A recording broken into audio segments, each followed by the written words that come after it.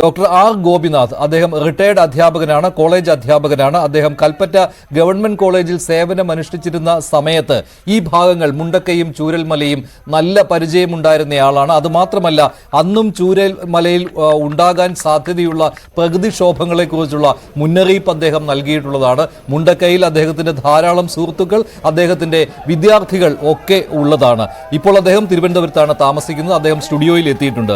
Doctor R Gopinath, താങ്കൾക്ക് ഒരുപാട് ഓർമ്മകൾ മുണ്ടക്കയെക്കുറിച്ച് ഉള്ളതാണ്, ചൂരൽമലയെക്കുറിച്ച് ഉള്ളതാണ്. ഇപ്പോഴും താങ്കൾ എനിക്ക് കുറെ മെസ്സേജുകൾ കാണിച്ചിരുന്നു, കുറെ വോയിസ് മെസ്സേജുകൾ കേൾപ്പിച്ചിരുന്നു.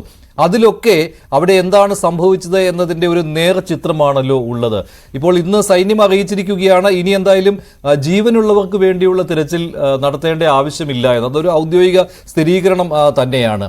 പിന്നെ ആരെങ്കിലും അവശേഷിച്ചിട്ടുണ്ടോ എന്നുള്ള കാര്യം ഇപ്പോഴും അതിനുള്ള തെരച്ചിൽ നാളെയും തുടരുകയും ചെയ്യും. പക്ഷേ താങ്കൾക്ക് അവിടെ നിന്ന് നേരിട്ട് താങ്കളുടെ ശിഷ്യരോട് സംസാരിക്കുവാൻ കഴിയുന്നുണ്ടല്ലോ, പലർക്കും ഉറ്റവരെ നഷ്ടമായവർ ഇല്ലേ, അതുപോലെയൊക്കെ.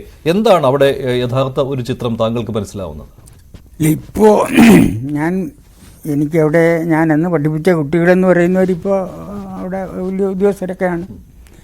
അതിൽ പല ആളുകളും ചൂരൽമലയ്ക്ക് പുറത്താണ് താമസിക്കുന്നത്. ഇപ്പോൾ കൽപ്പറ്റയിൽ താമസിക്കുന്ന ഒരു കുട്ടിയാണ് എനിക്ക് മെസ്സേജ് ഇട്ടിരിക്കുന്നത്. പക്ഷേ ആ കുട്ടിയുടെ കുടുംബ വീടെല്ലാം ഇത് എടുത്തു പോയി. അതിൻ്റെ ബന്ധുക്കൾ പല ആളുകളും പുറത്താണ്. അപ്പോൾ ആ കുട്ടി പറയുന്നത് അവിടെ പ്രശാന്ത്, ഇപ്പോൾ എൻ്റെ ഒരു വിദ്യാർത്ഥി, അവിടുത്തെ കേരള ബാങ്കിൻ്റെ ഒരു മാനേജരും മറ്റുമാണ് ആ കുട്ടി. അയാൾ ഇവരെ അപകടത്തിൽപ്പെട്ട ആളുകളെ രക്ഷിക്കാൻ ശ്രമിക്കുന്നതിനിടയിൽ ജീപ്പിൻ്റെ അടിയിൽ പെട്ടുപോയ ഒരു മനുഷ്യനെ രക്ഷിക്കാൻ ശ്രമിക്കുന്നതിനിടയിൽ പുള്ളിയും താഴെ വീണ് ഇപ്പോൾ ഫോണെല്ലാം പോയെങ്കിലും ആൾ രക്ഷപ്പെട്ടു. അപ്പോൾ അവിടെ ഇപ്പോഴും അവർ പറയുന്നത് മണ്ണിനടിയിൽ ആളുണ്ട്, അവിടെ ഈ ഹോം സ്റ്റേയിൽ താമസിച്ചിരുന്ന ആളുകളുണ്ട്. ആ ഹോം സ്റ്റേയിൽ താമസിച്ചിരുന്ന ആളുകളെ സംബന്ധിച്ച് രജിസ്റ്ററൊന്നുമില്ല, ആരാണെന്നറിയാൻ നിവൃത്തിയില്ല. കാരണം ഈ ഹോം സ്റ്റേകളെന്ന് പറയുന്ന വളരെ സെൻസിറ്റീവായിട്ടുള്ള സ്ഥലങ്ങളിൽ അപകടം നിറഞ്ഞ തരത്തിൽ തന്നെ നിർമ്മിച്ചവയാണ്. അപ്പോൾ അവിടെ താമസിക്കുന്ന ആളുകളെ സംബന്ധിച്ച് യാതൊരു ധാരണയും, ടൂറിസ്റ്റുകൾ പോലുമുണ്ട്. പല ടൂറിസ്റ്റുകളും ഈ ഹോം സ്റ്റേ താമസിക്കുന്ന പലരും ടൂറിസ്റ്റുകളാണല്ലോ, അവരുമൊക്കെ ഉണ്ട്. അവരെ സംബന്ധിച്ചുള്ള വിവരങ്ങളൊന്നും ഇപ്പോൾ ഇന്നത്തെ അവസ്ഥയിലില്ല. അത് ഈ സർക്കാരിൻ്റെ കണക്കുകളിലോ റെക്കോർഡുകളിലോ അത് വരാനും സാധ്യത കുറവാണ്. കാരണം അങ്ങനെ റെക്കോർഡ് വേണമെന്നുണ്ടെങ്കിൽ ആ സ്ഥാപനം അവിടെ വേണം. അതെല്ലാം ഒഴുകിപ്പോയി, മണ്ണിൻ്റെ അടിയിലായി പോയതിൽ പെട്ടതാണതെല്ലാം. അപ്പോൾ അതുകൊണ്ട് തന്നെ ഇപ്പോൾ വരുന്ന കണക്കുകൾ, ഔദ്യോഗികമായി വരുന്ന കണക്കുകൾ എന്ന് പറയുന്നത്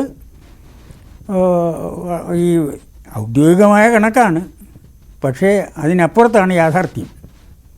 അവിടുത്തെ ആളുകളുടെ അവസ്ഥയെക്കുറിച്ചുള്ള യാഥാർത്ഥ്യം അപ്പുറത്താണ്. അവിടെ താമസിക്കുന്ന ആളുകളുടെ സ്ഥിതി, ഇപ്പോൾ അവിടെ ആകെപ്പെട്ട ചില മൃഗങ്ങൾ മാത്രമാണ് അവശേഷിക്കുന്നത്, ബാക്കി ഒന്നുമില്ല. മുണ്ടക്കൈ എന്ന് പറയുന്നത് പൂർണ്ണമായും ഒഴുകി ചൂരൽമല വഴി ചാലിയാറിലെത്തിക്കഴിഞ്ഞു. അപ്പോൾ ഇത്തരം ഒരവസ്ഥയിൽ നമുക്ക് ഇപ്പോൾ വേലിപ്പാലം തുറന്ന്, അവർ എന്നോട് ഇന്ന് പറഞ്ഞത് തന്നെ, പാലം തുറന്നു കഴിഞ്ഞാൽ അവിടെ പെട്ടുപോയിരിക്കുന്ന ചില ആളുകളുണ്ട്. ഇപ്പോൾ എൻ്റെ തന്നെ ഞാൻ പഠിപ്പിച്ചിരുന്നൊരു കുട്ടിയുടെ മകളുടെ കല്യാണം നിശ്ചയിച്ചിരിക്കുകയായിരുന്നു. ആ കല്യാണം നിശ്ചയിക്കുന്ന പയ്യൻ മേപ്പാടി താമസിക്കുന്നവനാണ്. അവൻ്റെ അച്ഛനും അമ്മയും ഉൾപ്പെടെ സർവ്വരും മരിച്ചിരിക്കുന്നു. അപ്പോൾ ഇപ്പോൾ ഈ കുട്ടികളെല്ലാം എൻ്റെ കുട്ടി ഇപ്പോൾ ഈ പയ്യൻ്റെ സംരക്ഷണം അവരെ ഏറ്റെടുത്തിരിക്കുകയാണ്. കാരണം അവൻ്റെ അച്ഛനും അമ്മയെല്ലാം നിലയ്ക്ക് മരിച്ച്, ഞാൻ നേരത്തെ പറഞ്ഞ പ്രശാന്ത്, ഈ സംരക്ഷിക്കാൻ ശ്രമിച്ച പയ്യന് മാനസിക വിഭ്രമം വന്നിരിക്കുന്നു. അയാൾ ഫോൺ എടുക്കുന്നില്ല, അയാളുടെ ഫോൺ നഷ്ടപ്പെട്ടു. അയാളുടെ അനുജത്തിയാണ് പറഞ്ഞത് അവന് മാനസികമായിട്ട് ഇപ്പോൾ വളരെ തകരാറ് പിടിച്ചൊരവസ്ഥയിലാണ് പ്രശാന്ത്. അപ്പോൾ ഇങ്ങനെ ഇവിടെ പ്രത്യേകിച്ച് ഇവരുടെ ശ്രദ്ധയിൽപ്പെടാത്തൊരു കാര്യം എന്താണെന്ന്, പല ആളുകൾക്ക് ധാരാളം ആളുകൾ ഈ മാനസിക വിഭ്രമം ബാധിച്ച അവസ്ഥയിൽ ഉള്ളവരാണ്. ഇതൊന്നും ഇതിൻ്റെ പൊതുവായ കണക്കിൽ വരില്ല. കൗൺസിലിംഗ് അത്യാവശ്യമായ ഒരു സാഹചര്യം സൃഷ്ടിച്ചിരിക്കുന്നു. ഭീതി, അവിടെ ഉണ്ടാക്കിയ ഭീതി. അതുപോലെ അവിടെ നിന്ന് ഒഴുകിപ്പോയ വീടുകളെന്ന് പറയുന്നത്, നിന്ന വീടുകളിൽ നിന്ന് തൊട്ട് അവരുടെ ആ ഒരു അമ്മ അവരുടെ ഇളയ മകളുടെ വീട്ടിലേക്ക് മാറിയുകൊണ്ട് രക്ഷപ്പെട്ടു. പക്ഷെ അവരുടെ വീട് ഒഴുകിപ്പോയി. വേറെ ഒരു കേസിൽ അച്ഛനും അമ്മയും മണ്ണിൻ്റെ അടിയിലേക്ക് താഴ്ന്നു പോകുന്നത് ഏതാണ്ട് കഴുത്തറ്റം മണ്ണിൽ നിൽക്കുന്ന ഒരു മകൻ കാണുകയാണ്. അവനെ രക്ഷാപ്രവർത്തകർ വന്ന് രക്ഷപ്പെടുത്തിയെടുക്കുമ്പോഴത്തേക്കും മറ്റൊരു ഒഴുകിപ്പോയി. ഈ ദൃശ്യങ്ങൾ നേരിട്ട് കാണാനിടയാകുന്ന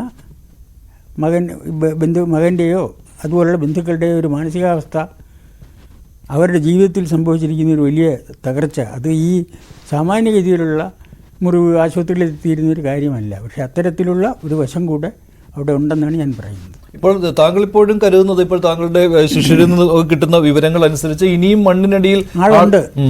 അക്കാര്യത്തിൽ അത് കരുതലല്ല, കാരണം അവിടെ ഉള്ള ആളുകൾക്ക് കൃത്യമായി അറിയാം.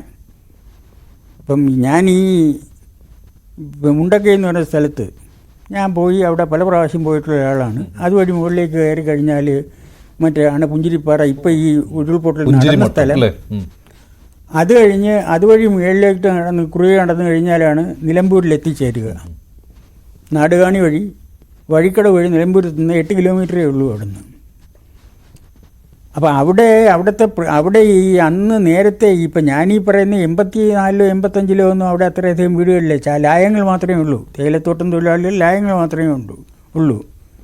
ഇപ്പോൾ അവിടെ അതല്ല സ്ഥിതി. അവിടെയെല്ലാം ഹോം സ്റ്റേകളും അതുപോലെ കെട്ടിടങ്ങളൊക്കെ വന്നിരിക്കുന്നു. അതാണ് ഈ അപകടം ഉണ്ടാക്കിയതിന് കാരണമെന്ന് അവിടുത്തെ ആൾക്കാർ പറയുന്നുണ്ട്. പിന്നെ ക്വാറികൾ പ്രവർത്തിക്കുന്നുണ്ട്, അനധികൃതമായി പ്രവർത്തിക്കുന്ന ക്വാറികൾ 13 മറ്റോ ഉണ്ടെന്നാണ് അത് ഒരു കുട്ടി എന്നോട് പറഞ്ഞത്. ആ ക്വാറികൾ എന്ന് പറയുന്നത് ഈ പ്രദേശത്ത് ഈ ഉരുൾപൊട്ടൽ ഉണ്ടാക്കിയതിൻ്റെ ഒരു പ്രധാന കാരണം ആ ക്വാറികളാണ്. പിന്നെ അവിടെ പൊതുവായി ഇപ്പോൾ വന്നിരിക്കുന്ന നിർമ്മിതിയിൽ വന്നിരിക്കുന്ന മാറ്റങ്ങൾ, ഇതൊക്കെ അവിടെ അപകടം ഉണ്ടാക്കി. താങ്കൾ തന്നെ ഇപ്പോൾ കൽപ്പറ്റ ഗവൺമെന്റ് കോളേജിൽ അധ്യാപകനായിരുന്ന ആ സമയത്ത് ഇതേ പ്രദേശത്തിന് തന്നെ അല്ലേ ഈ മുണ്ടക്കയുടെയും ചൂരൽമലയുടെയും അവ സംരക്ഷിക്കേണ്ടതിന്റെ ഒരു ആവശ്യത്തെ കുറിച്ച് തന്നെ അല്ലേ ആ ഒരു ലേഖനം തന്നെ ഇപ്പോൾ ഒരുപാട് പേർ ഇങ്ങനെ ഷെയർ ചെയ്ത് പോകുന്നുണ്ട്. അന്ന് തന്നെ ഇതിന്റെ പ്രാധാന്യം താങ്കൾ ചൂണ്ടിക്കാണിച്ചതാണ്. അതെ, ചൂണ്ടിക്കാണിച്ച പ്രത്യേക സാഹചര്യവുമുണ്ട്.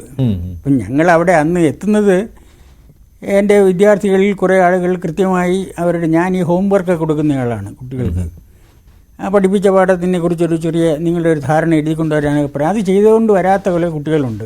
അവർ നോക്കിയപ്പോൾ അട്ടമല, മുണ്ടക്കൈ, ഈ ചൂരൽമല ഭാഗങ്ങളിലുള്ള കുട്ടികളാണ്. അപ്പോൾ അവരെ വിളിച്ച് ചോദിച്ചപ്പോൾ അന്ന് സ്ഥിതിയിൽ അവർ രാവിലെ 5 മണിക്ക് കഴിച്ചാലും പലപ്പോഴും കോളേജിലേക്ക് എത്താൻ പറ്റില്ല, കാരണം ബസ്സില്ല.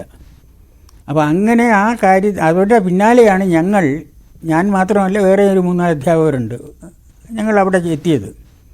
അവിടെ എത്തി അവരുടെ പ്രശ്നം പരിഹരിക്കാൻ പറ്റി. കാരണം തിരുവനന്തപുരത്ത് നിന്നുള്ള കളക്ടറും രവീന്ദ്രനാഥ് സാറ്, പിന്നെ അവിടുത്തെ DTO ATO എല്ലാം തിരുവനന്തപുരത്തുകാരും പരിചയക്കാരുമായിരുന്നുകൊണ്ട് ആ പ്രശ്നം ഞങ്ങൾ പരിഹരിച്ചു. പക്ഷേ അവിടെ കണ്ടെത്തിയ പുതിയ പ്രശ്നം ഈ ചാലിയാറിൻ്റെ ഉത്ഭവ കേന്ദ്രമാണ് ഈ പറയുന്ന ചൂരൽമല, അതായത് സൂചിപ്പാറ നിലനിൽക്കുന്ന ആ പ്രദേശം, ആ സ്ഥലം. 2 വശത്തും സംരക്ഷണ ഭിത്തി പോലെ പാറ ഉയർന്നു നിൽക്കുന്നു.